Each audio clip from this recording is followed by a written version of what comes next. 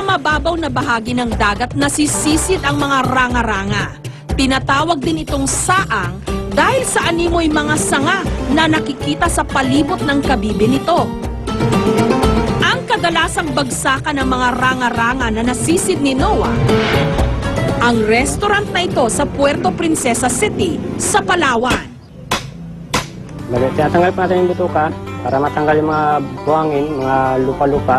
Lalamasin natin siya ng asin bago hugasan, bago lulutuin na.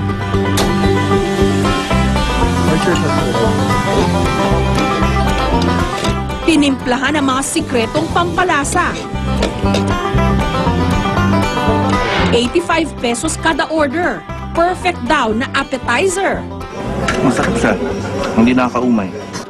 Pag may mga turista, kahit ano siya, kahit yung from Manila, mga Manileños, yan, usually yan ang hinahanap pag dumating sila dito sa aming resto.